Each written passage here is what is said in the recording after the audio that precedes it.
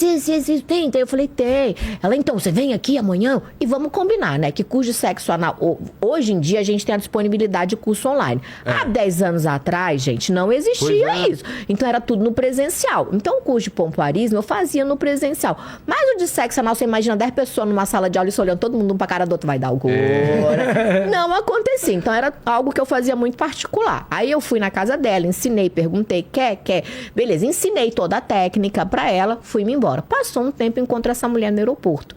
Aí ela, Kátia, lembra de mim? Eu, não. Aí ela, mulher, eu queria te agradecer. Lembra aquele curso?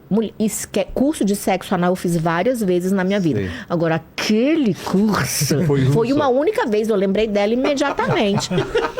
Aí eu falo, ui, tudo bem então, queria te agradecer. Ela pegou essas bolsas de rica, com nome e sobrenome, bolsa com pedigree, tira um passaporte de lá de dentro e começou a folhar aquela riqueza todinha na minha cara. E eu numa pendura. Ela, Dubai, Paris, tudo, Xangai.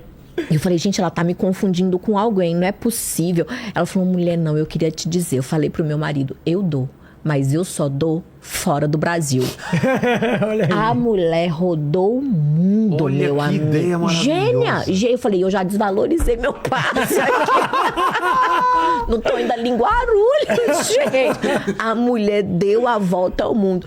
Mas o sexo é isso, da mesma forma que é o sexo anal. Mas é engraçado ter o cu caseiro, que é a pessoa que só caga em casa. Mulher... E tem o cu que... Internacional!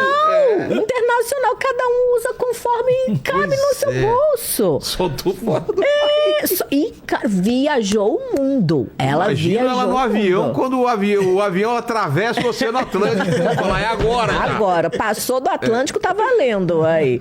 E é isso, sexualidade, cada um faz o que quer da sua própria sexualidade. Então tem gente que gosta, tem gente que não vai gostar, tem gente que vai achar errado.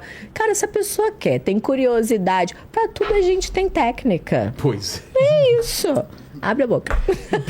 Eu pensei, só não vai me levar pro Paraguai. Não, Paraguai não dá.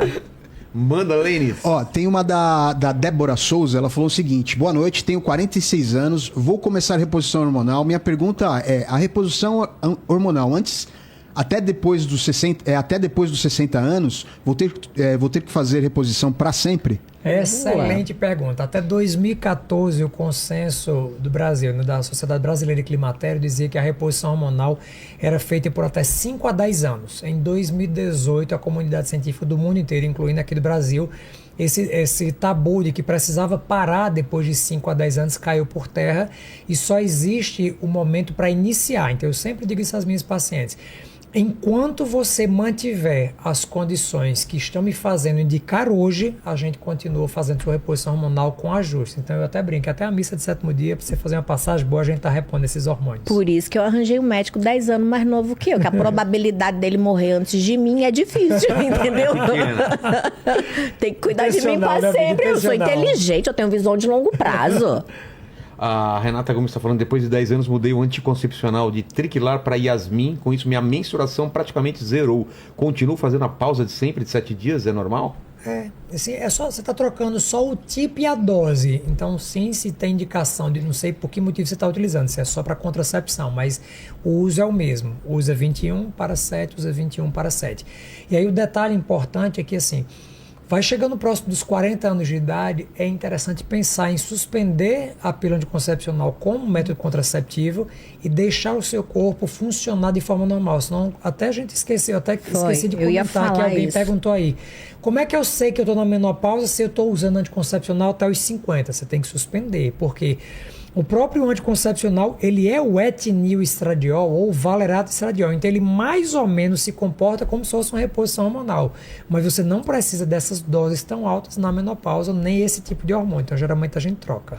E a outra coisa bem legal é parar ali antes dos 45 anos de idade. Por quê? Porque a mulher que não menstrua, né? Para voltar a menstruar, porque muitas vezes ela não conhece nenhum dos outros sintomas.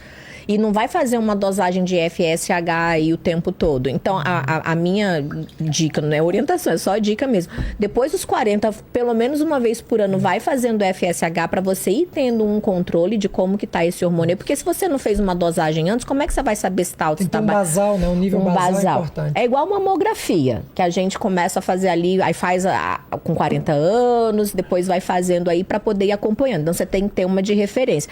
E aí tentar parar um pouquinho antes, quem fica sem menstruar aí, por volta dos 42, 43, 44. Por quê? Porque aí o seu ciclo volta e quando o seu ciclo voltar, um dos primeiros sinais aí é a falha da menstruação.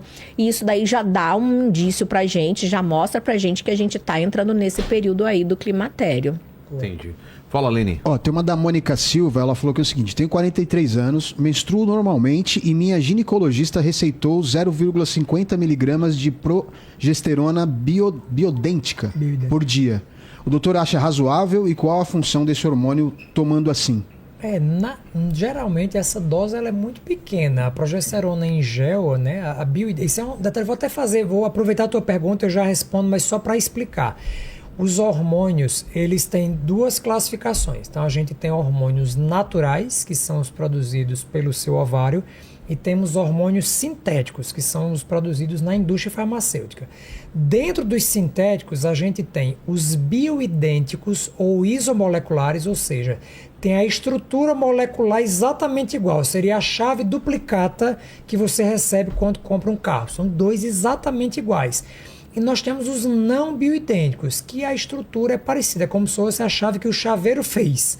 Ela abre a porta igual, mas ela precisa de um empurrãozinho, ela não é exatamente igual àquela que veio na duplicata. Então, só para vocês entenderem, mas todos esses hormônios, eles são sintéticos. O bioidêntico, ele é um hormônio sintético, mas que tem a estrutura exatamente igual ao do seu ovário. A reposição hormonal, idealmente a gente opta por fazer, quando a gente quer fazer uma reposição fisiológica, né, reposição no dicionário é o ato ou efeito de devolver algo que existia e não existe mais. Você está repondo algo que está faltando. A gente opta por fazer a reposição no hormônio sintético bioidêntico, porque ele tem a estrutura exatamente igual do seu ovário.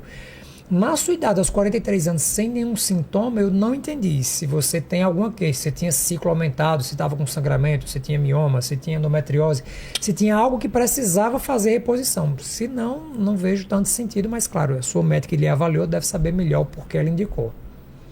Aqui foi.